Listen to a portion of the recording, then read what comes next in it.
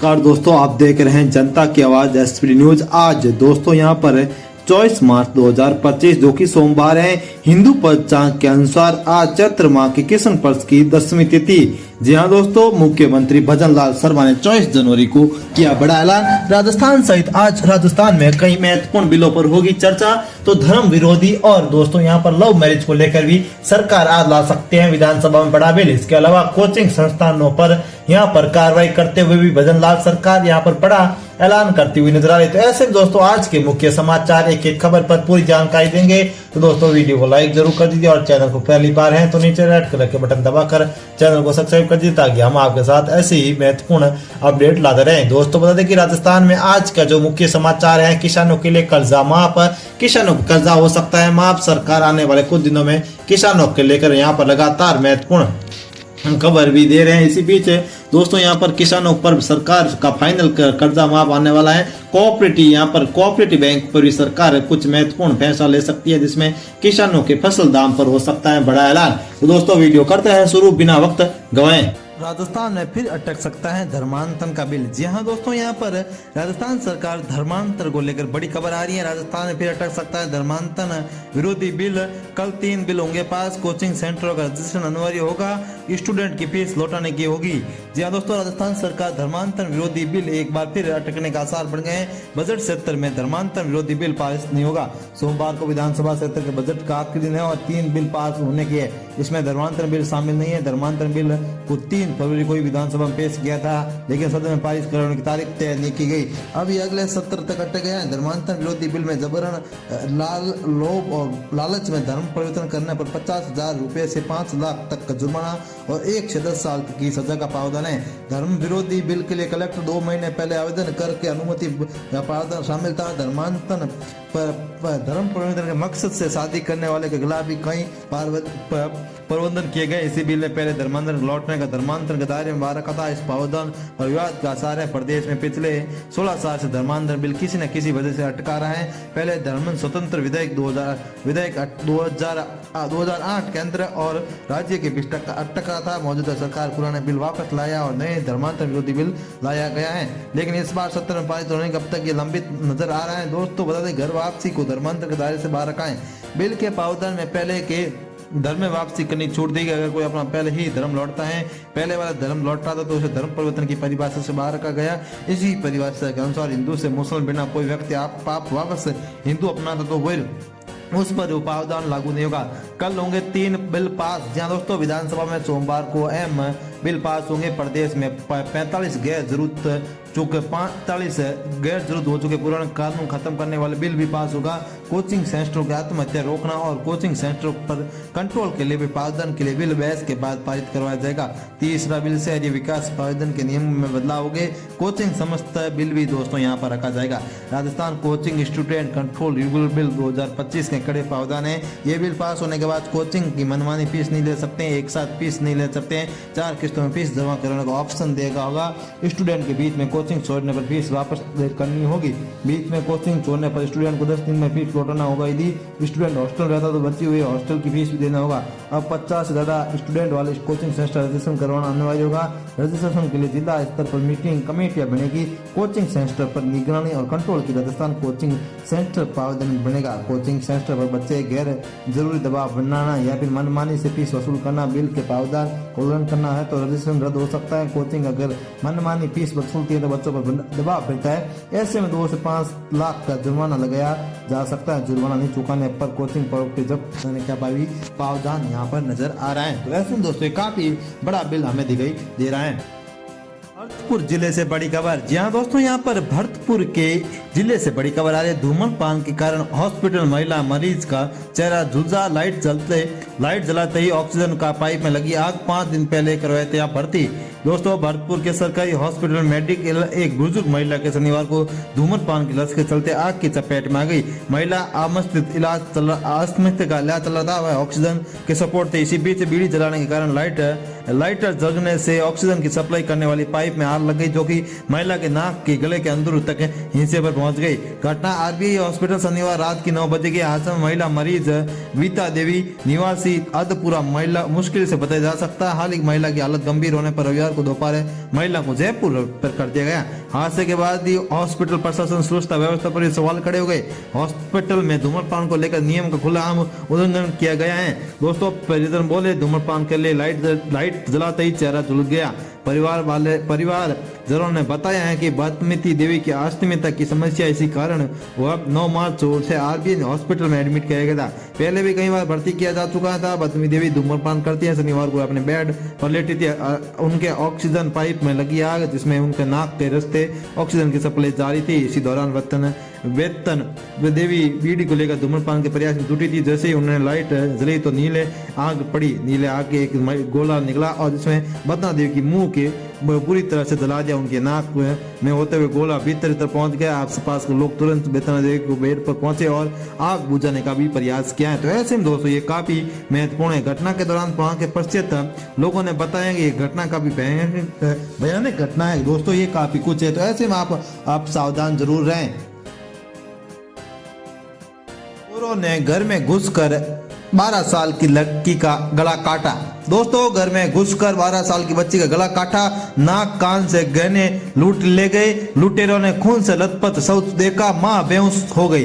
जी हाँ दोस्तों, बांसवाड़ा में घर में घुसकर लुटेरों ने 12 साल की लड़की का गला काटकर हत्या कर दी। लुटेरों ने पूरे घर को खंगाला, लेकिन उनको कुछ भी नहीं मिला। इसके बाद लुटेरों लड़की के नाक और कान के पहने गहने को लेकर फरार हो गए। परिजन खेत से लौट कर आए तो लड़की का शव रसोई के खून से लथपथ मिला।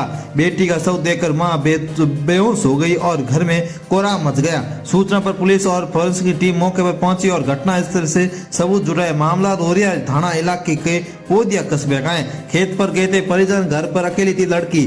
जानकारी के अनुसार लालजी पाटीदार कर अपने पत्नी और 2 बेटियों और बेटी के साथ रविवार सुबह वह 5 बजे खेत पर गए थे। इसी दौरान उनकी बेटी जानवी 12 साल पर घर पर अकेली थी। सुबह करीब 9 से 10 बजे के बीच कुछ लुटेरों ने घर में घुसे और लड़की का गला काट कर हत्या कर दी। लुटेरों ने पूरे घर को खंगाला, लेकिन घर में कुछ नहीं मिला। इसके बाद लुटेरों ने लड़की के नाक कान में पहले गाने देकर फरार हो गई। घटना सूचना पर पुलिस और फॉरेंसिक टीम मौके पर पहुंची और डीएसपी सुरेंद्र पालीवाल को मौके पर पहुंचे और फॉरेंसिक टीम के साथ यहाँ पर परिजनों से बात की। पुलिस ने सितोड़ से डॉग स्क्वाड भी बुलाया है। रसोई पर पड़ी लाश, कान और नाक के गहने गायब। जी हाँ दोस्तों, लड़की की बड़ी बहन कृष्णा पाटीदार ने बताया कि सुबह सभी लोग सुबह खेती पर गए थे। मेरा छोटा भाई 5 साल का जो कि 4th क्लास में पढ़ता है, छोटी बहन जानवी 12 वर्ष की मां सुबह 7 बजे खेत पर घर से लौट आई तो खाना खाकर वापस खेत गए।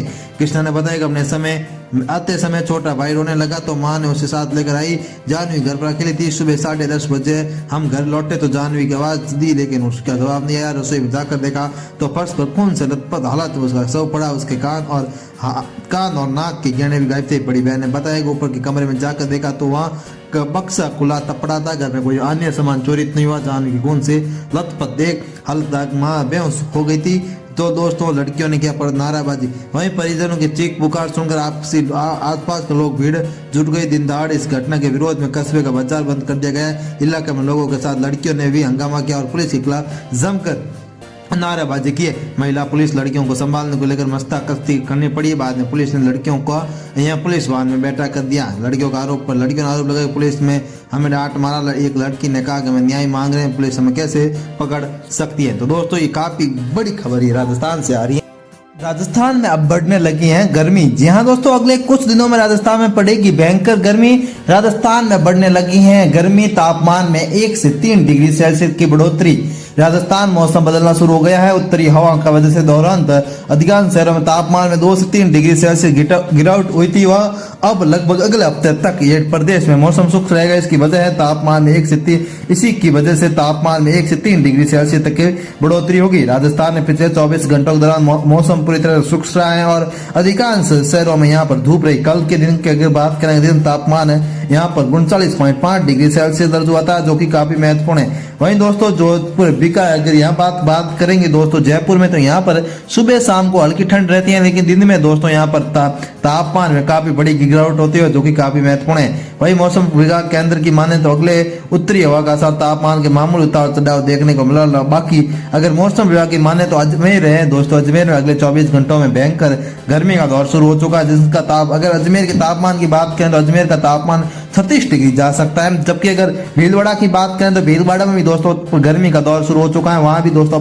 37 डिग्री तक तापमान हो सकता है। जब अलवर की बात करें तो यहाँ भी दोस्तों तापमान बढ़ोतरी का आसार हमें नजर आ रहा है। यहाँ भी दोस्तों काफी महत्वपूर्ण बदलाव हो रहे हैं और यहाँ भी मौसम काफी कुछ दिखाई दे रहा है। दोस्तों पिलाना की बात करेंगे तो दोस्तों यहाँ भी दोस्तों काफी महत्वपूर्ण मौसम हो रहा है अगले 24 घंटों में। यहाँ भी दोस्तों भारी गर्मी का एहसास है। सीकर की बात करें तो सीकर का तापमान 30 डिग्री, कोटा की बात करें तो कोटा का तापमान 37 डिग्री रह सकता है। चित्तौड़गढ़ की बात करें तो 37.5 डिग्री, जबकि उदयपुर की बात करेंगे तो 35 डिग्री सेल्सियस रह सकता है। जबकि अगर बाड़मेर की बात करें तो बाड़मेर यहाँ पर 40 डिग्री तक सेल्सियस रहने का अनुमान है। उदयपुर की बात कर चुके हैं दोस्तों। जैसलमेर की बात करें तो यहाँ भी 39 के करीब तापमान रहने की संभावना है। फलोदी की बात करें तो फलोदी में 36 से 36.5 तक रहने की संभावना है। बीकानेर में भी 236 डिग्री सेल्सियस, जबकि चूरू में दोस्तों 5 डिग्री, गंगानगर में 35 डिग्री, गंगानगर में 37 डिग्री, धौलपुर में 36 डिग्री, नागौर में दोस्तों 37 डिग्री, जबकि बारा में यहाँ पर 36.2 डिग्री सेल्सियस अनुमान रहने का है। हनुमानगढ़ में भी 33% डिग्री सेल्सियस रहने का अनुमान है। तो ऐसे में दोस्तों मौसम केंद्र की काफी महत्वपूर्ण खबरें आ रही हैं। तो दोस्तों बता दें कि काफी कुछ राजस्थान में मौसम समाचार। राजस्थान में एक और रेप कांड, जी हाँ दोस्तों, यहाँ पर राजस्थान में राजधानी जयपुर में नाबालिग से रेप, 2 कैफे मालिक गिरफ्तार, दोनों आरोपियों को दुष्कर्म के लिए जगह दी, बेड पर लगे हुए थे मिले। जी हाँ दोस्तों, जो जयपुर में नाबालिग से रेप के मामले में दो कैफे संचालक को गिरफ्तार कर लिया गया। दोनों कैफे संचालक ने आरोपी को कैफे में जगह यूज करने के लिए दी गई। केस दर्ज होने के बाद पुलिस ने मुख्य आरोपी को गिरफ्तार कर दिया। वहीं जांच के दौरान सामने आया कि दो लोगों ने अपने कैफे में गलत काम करने के लिए जगह दी। इस पर दोनों को गिरफ्तार कर लिया गया है। मेष नगर थाना में सीआई गुंज ने बताया कि 26 फरवरी को नाबालिग ने पॉक्स एक्ट में रिपोर्ट थाने में दी। इसी पर नाबालिग लड़की ने मेडिकल करवाया, जांच शुरू कराई। जांच के बाद नाबालिग गलत काम करने वाले मुख्य आरोपी को पुलिस ने 28 फरवरी को गिरफ्तार किया। मेष नगर थाना पुलिस ने रेप जगह की जांच की तो सामने आया कि आरोपी 2 कैफे में नाबालिग के साथ गलत काम किया। इस पर पुलिस ने कैफे संचालक बाबूलाल और कृष्णा देव यादव को गिरफ्तार कर लिया। पुलिस ने टीम ने जांच के दौरान आरोपी के मामे के लड़के लोकेश शर्मा को भी गिरफ्तार किया। उसने आरोपी नाबालिग के साथ गलत करने के लिए खुद को घर दिया था, या दोस्तों घर बता दिया था। दोस्तों आरोपी ने दोनों कैफे संचालक को पैसे देकर रूम थे। एक कैफे छोटे कैबिन बने हुए थे जहां पर कैबिन में बेड लगा हुआ था। आरोपी संचालक के प्रति घंटों के हिसाब से यहाँ पर आरोपी और पीड़िता कैंप में बैठ दिया। वहीं दूसरे कैफे संचालक ने बेड खुद के रूप में पैसे लेकर आरोपी युवकों को नाबालिग दिया। तो ऐसे में दोस्तों ये काफी महत्वपूर्ण घटना सामने आ रही है। तो दोस्तों लगातार आपके साथ महत्वपूर्ण जानकारी दे। कोटा जिले से बड़ी खबर, जहां दोस्तों पत्नी के सामने कूदा पति ट्रेन के आगे।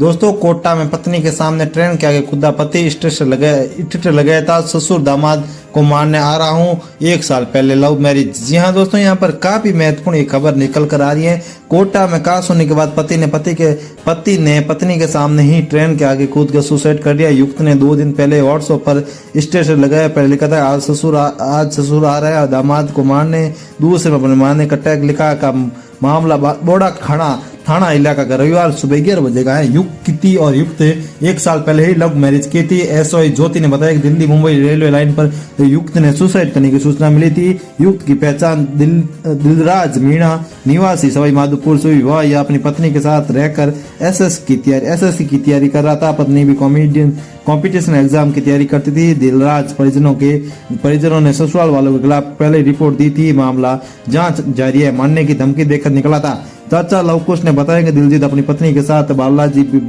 बगीचे इलाके में रहता था। वह आज पत्नी और पति के बीच कहासुनी हो गई थी। दिल्ली से दौरान सुबह व्हाट्सएप पर स्टेटस लगा था। इसके बाद पत्नी को मारने की धमकी देकर निकल गया था। पीछे पत्नी भी स्टेशन पहुंच गई थी। दोनों की लव मैरिज थी। लव कुश ने बताया कि पत्नी दिलराज ट्रैक की तरफ जाते हुए देख चिल्लाती और उसे रोकती थी, लेकिन वह ट्रेन का कूद गया। दिलजीत ने 2024 में कोटा में लव मैरिज शादी की थी, जिसके बाद वे कोटा में रहते थे। ताऊ रमेश चंद्र ने बताया कि भतीजे के व्हाट्सएप पर मोबाइल स्टेटस पर लगा हुआ था कि आज वह मरने वाला है, जिसके बाद उन्हें भतीजे के ससुराल वाले को यहाँ पर कोटा में सूचना दी है।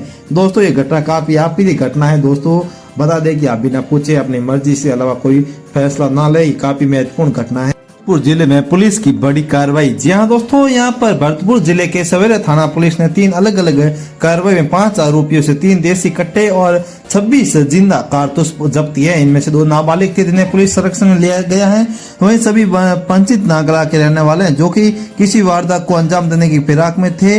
मुखबिर की सूचना पर पुलिस ने 3 आरोपियों को गिरफ्तार कर लिया है, जबकि 2 को पुलिस ने संरक्षण में लिए गए हैं। सेवा थाना अधिकारी ने बताया है कि यहाँ पर दापी कुछ महत्वपूर्ण यहाँ पर कहीं न कहीं हो रहा है। तो ऐसे में दोस्तों 3 आरोपियों को पुलिस ने गिरफ्तार कर दिया है। थाना अधिकारी धर्म सिंह ने बताया कि अवैध हथियारों के साथ अलग अलग कार्रवाई की गई, जिसमें पहली कार्रवाई SPJ कॉलोनी में कल शनिवार मुखबिरों की सूचना के जरिए यहाँ पर SPNG कॉलोनी में 2 व्यक्ति घूम रहे थे जिनके पास अवैध हथियार हो सकते थे। जैसे ही पुलिस को जब्ता मौके पर पहुंचे, पुलिस को देकर कॉलोनी में घुस रहे दोनों ही व्यक्ति भागने को लगे। पुलिस ने घेराबंदी कर दोनों व्यक्तियों को पकड़ लिया। दोनों के व्यक्तियों को नाम पूछा तो अपना नाम कुंदन सेन और विशाल निवासी पंच नागला बेगड़ बस्ती बताया। आरोपी की तलाश के दौरान एक देसी कट्टा 7 जिंदे कारतूस पुलिस ने तुरंत गिरफ्तार किया। दूसरी कार्रवाई नेशनल हाईवे 21 पर माला रोड के पास की गई। गश्ती के दौरान पुलिस टीम को सूचना मिली गई कि माला सर रोड पर 2 युवक खड़े हैं जिनके पास अवैध हथियार हो सकते हैं। वह किसी वारदात को अंजाम देने की फिराक में खड़े थे। पुलिस टीम तुरंत मौके पर पहुंची और दोनों ही युवकों को पुलिस को देखकर भागने की कोशिश की। पुलिस ने दोनों को पीछा करके पकड़ लिया है। दोनों युवकों का नाम पूछा तो वह दोनों ही नाबालिग हैं। दोनों ही नाबालिग युवक तलाशी के दौरान एक अवैध देसी कट्टा 7 जिंदे कारतूस मिले। तीनों कार्रवाई नेशनल हाईवे केस पर की गई। तो ऐसे में दोस्तों पुलिस की बड़ी कामयाबी हमें देखने को।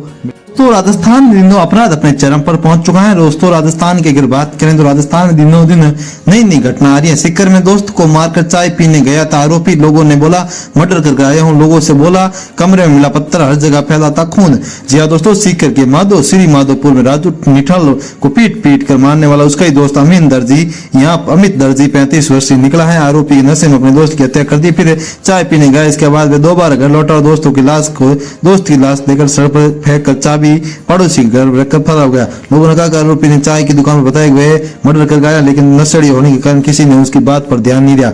गली में भी सुंदरकांड का पाठ चल रहा था। ऐसे में दोनों के बीच कहासुनी और मारपीट के बारे में किसी को पता नहीं चला। DSP उमेश कुमार ने बताया है कि ये घटना काफी आपत्ति है। उन्होंने बताया कि आरोपी अमित अपने दोस्त राजू निवासी बढ़ाने की हत्या कर फरार हो गया। उनकी गिरफ्तारी के बाद हत्या का कारण सामने आएगा। पुलिस को कमरे में नशे की दवा, खाली रैपर और पत्थर मिला, जिसमें FLFT टीम ने जब्त कर लिया है।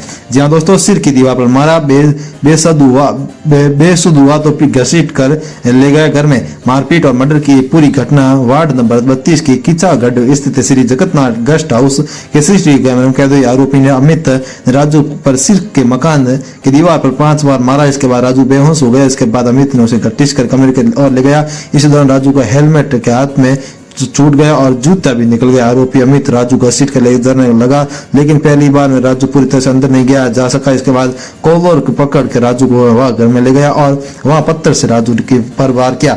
पुलिस घर में खून और पत्थर मिले। हालांकि अब तक मामला दर्ज नहीं हो पाया। पुलिस ने अपने स्तर पर पड़ताल भी जारी की है, लेकिन दोस्तों कोई बड़ी सफलता यहाँ पर अभी तक पुलिस को यहाँ पर मिलती हुई नजर नहीं आ रही है। दोस्तों बता दें कि आरोपी अमित राजू का सीट ले जाने लगा, लेकिन पहली बार में राजू नहीं पहुंचा। 1 मिनट तक दोनों के बीच हुई बहस। राजू शाम 6:34 पर बाइक लेकर अपना आरोपी अमित के घर आया था। अमित भी पैदल पहुंचा था। राजू ने बाइक साइड में खड़ी की और अमित से कमरे में ताला खोला। दोनों के बाद अंतर चले गए। करीब 10 मिनट बाद 6:44 पर वार आया। करीब 1 मिनट दोनों के बीच बहस हुई। दोनों ही नशे में लग रहे थे।